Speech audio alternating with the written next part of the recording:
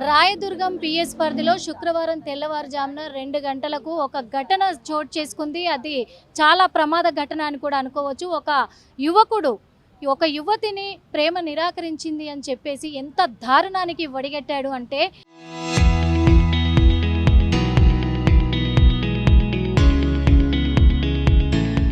ఇంట్లో ఉన్న family members తన తల్లి, తండ్రి వాళ్ళందరి మీద కూడా అతి దారుణంగా, కిరాతకంగా దాడి చేయడం జరిగింది. ఆ దాడిలో ఈ రోజున అందరూ బ్రతికే ఉన్నారు కాబట్టి అదృష్టం అనుకోవాలి. లేదంటే ఈరోజు పరిస్థితి మాత్రం చాలా దారుణంగా ఉండేది. ఆ కుటుంబం అంతా కూడా కన్నీరు మున్నీరు పర్యంతం అయ్యే వాళ్ళనే చెప్పుకోవచ్చు. ఇలాంటి దుర్మార్గులు చాలా వరకు ఇప్పుడు తెగించి తిరుగుతున్నారనే చెప్పుకోవచ్చు. ఈరోజు మనతో పాటు ఆ బాధితురాలు తండ్రి ఉన్నారు. అసలు ఏం జరిగింది అనే కోణంలో అడిగి తెలుసుకునే ప్రయత్నం అయితే చేద్దాము. మిమ్మల్ని ఇబ్బంది పెట్టడానికి కాదంకుల్, ఏం జరిగింది అని తెలుసుకోవాలి అనుకుంటున్నాం. ఎందుకంటే ఈ రోజున ఇంతమంది గాయపడ్డారు ఆ దుర్మార్గుడు వలన అని చెప్పుకోవచ్చు. అసలు ఏం జరిగింది మేడము? మేము అమ్మాయి మడి పడుతుందంట, మాకు ఆ విషయం తెలియదు. ఇంట్లో అమ్మనైనా చెప్తే సంపుతా అని చెప్పిండంట. మాకు తెలియదు ఆ స్టోరీ. తర్వాత తెలిసింది. మేము పండుకున్నాము, బిల్డింగ్ పైన వచ్చి మందు తాగి డ్రగ్స్ తాగి కిందికి వచ్చిండు. మేము మ్యారేజ్ పోయేది ఉండే, మేము మార్నింగ్ లేచినాము, డోర్ కుళ్ళబెట్టినాం. పాప ఆఫీస్ వర్క్ చేస్తున్నది. తర్వాత ఇంట్లోకి వచ్చి మా రెండో పాప మెడ మీద కత్తి పెట్టాడు. పెడితే మా వాళ్ళు లేచారు. లొల్లి రాగానే నేను లేచిన తర్వాత నేను ఇట్లా గల్ల పట్టుకున్నా, బన్నీని పట్టుకుని నాకు ఇక్కడ చాకుతో కొట్టేసిండు. ఇక్కడ తెగింది. నేను కింద చెక్కరు కింద పడిపోయినా. కింద పడిపోయింది. మా మిస్సెస్ కొట్టిండు, పండ్లు ఇచ్చిపోయింది. మా మిస్సెస్ పట్టుకున్నది. మా పిల్లలు అంతా ఆగమాగం అయిపోతుంది. లేకుండా నిన్న మేము మటర్ అయిపోతుంటే మీ ఇంట్లో వాళ్ళని మటర్ అవుతుండే. తర్వాత మా తమ్ముళ్ళని పిలిచిన తర్వాత ఇక నేను లోపల నేను వెళ్ళిపోయినా ఉన్నా. తర్వాత మా తమ్ముళ్ళు వచ్చి అంత ఆపి మా తమ్మునికి దెబ్బలు తాకినాయి, నాకు తాకినాయి, మా మిస్సెస్కు, మా బిడ్డలకు, మా తమ్ముని కొడుకుకి ఇక్కడ చాకు తాకింది. అది మేడం జరిగిన స్టోరీ. అది మేము మొత్తం జెయింట్ ఫ్యామిలీ మొత్తం. మేము 6 మంది మేడం. 6 మంది దెబ్బలు తాకాయి. 6 మంది తాకినాయి. లేకుండా నిన్న మేము మౌలానా వాళ్ళు ఇంట్లో పోతుంటే అది అదృష్టానికి బతికిపోయినాము. ఎన్ని గంటలకు వచ్చిండు సార్ మేడం? పాదాక 4 కావచ్చు మేడం. 4 ఆ టైంకి వచ్చాను. చెప్పండి. ఇట్లా మేము నిద్రలోనే ఉన్నాం మేడం. యాక్చువల్గా ఇక తెల్లారుజామున మేము కొంచెం ఫంక్షన్కి వెళ్ళేది ఉందని 4 గంటలకు లేద్దామని అనుకున్నాము. మా రెండో పాప సాఫ్ట్వేర్ జాబ్ చేస్తుంది. పాప వర్క్ చేస్తూనే ఉన్నది. ఇక మా చిన్న అమ్మాయి మా ఆయన పడుకుర్రు. ఇక నేను మా పాపను కూడా అడిగిన, ఏందమ్మా అయిపోయిందా, వెళ్దామా అని అంటే, ఇంకా నేను వర్క్లో ఉన్నా మమ్మీ అని చెప్పింది. ఇక నేను మేలుకనే ఉన్నా, ఇంట్లో వర్క్ చేసుకుందాం. అప్పుడు టైము 3:15 అట్లా అవుతుంది. ఇంకా సరేలే 4 గంటలకు లేద్దాంలే అని మళ్ళీ జస్ట్ ఇట్లా పోయి ఒరిగే వరకే వాడు ఒక పెద్ద చాకు మేడం, చాకు పట్టుకొని లోపలికి వచ్చి అమ్మాయిని ఇష్యూ అనుకుంటా అరవక అనుకుంటా వచ్చిండంట మేడం లోపలికి. మా అమ్మాయిని నేను బెడ్రూమ్లోకి వెళ్ళి చూసిన, అమ్మాయి ఎందుకు ఇట్లా అలుస్తుంది అనేసి బయటికి వెళ్ళే వరకే వాడు నా రెండో అమ్మాయి మేడం మీద చాకు పెట్టిండు మేడం. చాకు పెట్టంగానే నేను చెయ్యి అడ్డం పెట్టిన, చెయ్యి మొత్తం సగం కట్ అయిపోయింది మేడం. లోపలికి దిగింది చాకు. ఇడువురా అని అంటే కూడా ఇడవలే. తర్వాత మా ఆయన దగ్గరికి వెళ్ళిండ్రు, బెడ్రూమ్లోకి వెళ్ళి ఆయనను ఓడిచేసిండు.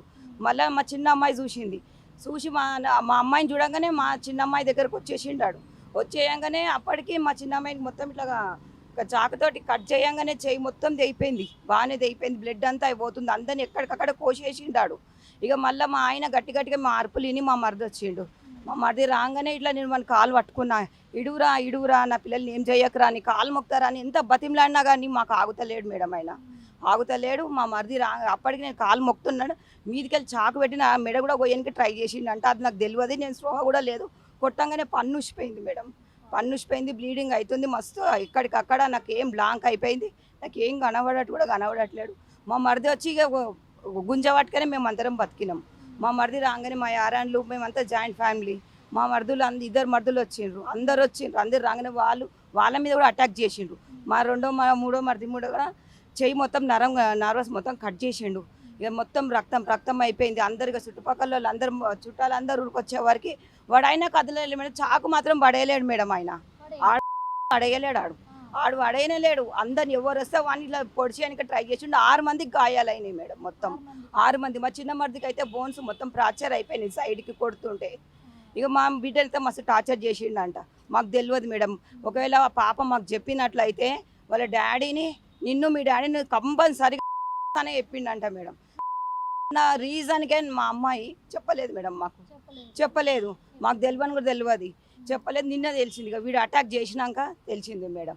ఆడు మాత్రం బయటికి రావద్దు మేడం, బయటికి వచ్చిండంటే నా పిల్లలు మేము మీ అపార్ట్మెంట్ కి రావడానికి ఏమన్నా పక్క అపార్ట్మెంట్ ఏమన్నా జాయింటింగ్ అంటే మా అన్ని జాయింట్ ఫ్యామిలీస్ మేడం, అన్ని ఒకదాని మీద ఒకటి నుంచి రావచ్చు. మేము గేటుకు మాత్రం ఎప్పటికీ తాళం వేసే పెడతాం. కానీ బ్యాక్ సైడ్ నుంచి వచ్చిండు మేడం, ఆయన బ్యాక్ సైడ్ నుంచి వచ్చిండు. ఆడొచ్చి ఎంత రక్తం చేసిండు, రోడ్లంతా రక్తం అయ్యింది, అందరు రక్తం అయిపోయినాం మేడం మేము అందరము. ఆడు మాత్రం బయటకు ఆడు చుట్టాలు వాళ్ళ అమ్మ నాన్నకు ఈ విషయాలన్నీ తెలుసంట మేడం, వాళ్ళ ఫ్యామిలీ ఫుల్ తెలుసంట. నాకు మా ఫ్యామిలీలో మా యానలకి ఎవ్వరికి తెలియదు ఇవన్నీ విషయాలు తెలియదు. మళ్ళీ వాళ్ళు చెప్పినప్పుడు వాళ్ళు మాకు చెప్పాలి కదా, మాకు చెప్పలేరు మేడం. జరైతే మా ప్రాణాలు అందరికీ పోతుండే మేడం, నిజంగా చెప్తున్నా. వాడు మాత్రం బయటికి రావద్దు, వాడు బయటకు వచ్చిండంటే మేము ఫ్యామిలీలో నలుగురం ఉన్నాం, నా 2 బిడ్డలు, నేను మా ఆయన ఉన్నా మేడం. గోవర్ధన్ ఫ్యామిలీ మెంబర్స్ చుట్టాలము, మేము కాంప్రమైజ్ అయినాము, ఈ ఇష్యూ ఎవరు మీరు పట్టించుకోవద్దు, మీరు ఇన్వాల్వ్ అవ్వద్దు అని అంటున్నారు. ఏం చెప్తారు? లేదు మేము చుట్టాలమైన మేము కాము, ఎన్నటికీ కాము, ఎన్ని ఏండ్లు కూడా కాము మేడం. మేము వాళ్ళే కారణం, మాకేమన్నా అయ్యిందంటే వాళ్ళే బాధ్యత.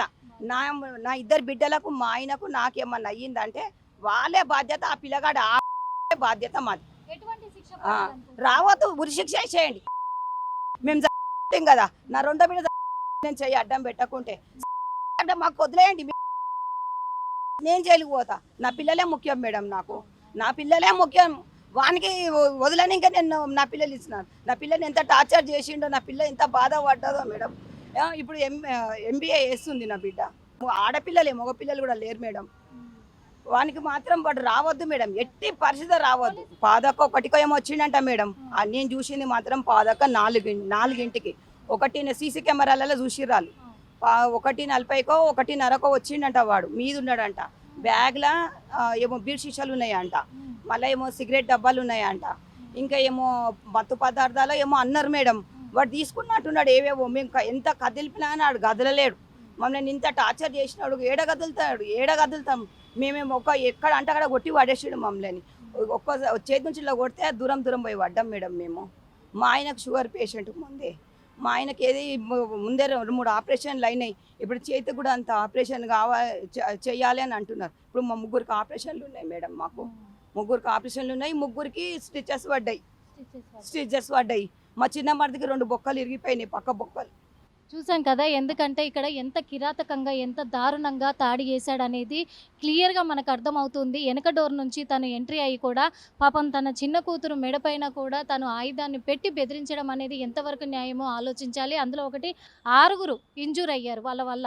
6 ఇంజూర్ అవ్వడమే కాకుండా వాళ్ళని ఇంకా తను బెదిరించడము, ఇలాంటివన్నీ కూడా ఎంతవరకు కరెక్ట్. ఇంకొకటి పోలీసులు స్వాధీనం చేసుకున్నారు తన బ్యాగ్లో నుంచి తన బట్టలు, బీర్ బాటిల్స్, అలాగే డ్రగ్స్ కూడా ఉన్నట్టుగా పోలీసులు గుర్తించారు. డ్రగ్స్తో పాటు మరి తన దగ్గర ఉన్నటువంటి మారణాయుధము మనం చూస్తూ ఉన్నాం కదా. ఒక యువకుడు ఒక అమ్మాయిని ప్రేమించానని అబద్ధపు ప్రచారం చేసుకొని అమ్మాయికి ఇష్టం లేకుండా అమ్మాయి ఫ్యామిలీని డిస్టర్బ్ చేస్తూ ఈ రోజున అమ్మాయి భవిష్యత్తును ఖరాబ్ చేస్తూ ఎవరిచ్చారు అసలు హక్కు? అతనికి ఎవరిచ్చారు? ఒక అమ్మాయి ఇష్టం లేదన్నప్పుడు వదిలేసుకోకుండా ఆ అమ్మాయి ఫ్యామిలీ మీద దాడి చేయడానికి, ఆ అమ్మాయి మీద దాడి చేయడానికి ఎవరిచ్చారు హక్కు?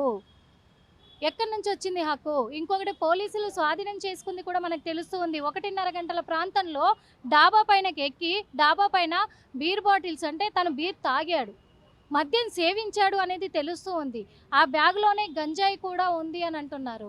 ఆ డ్రగ్స్ పదార్థాలు కూడా తీసుకొని తనతో పాటు ఒక జత బట్టలు తెచ్చుకొని, సిగరెట్ డబ్బాలు తెచ్చుకొని, ఎక్కడ నిజాయితీగా ఉన్నాడు అనుకోవాలి? ఏ నమ్మకంతో తల్లిదండ్రులు అతనికి ఇచ్చి చేయడానికి ఒప్పుకుంటారు?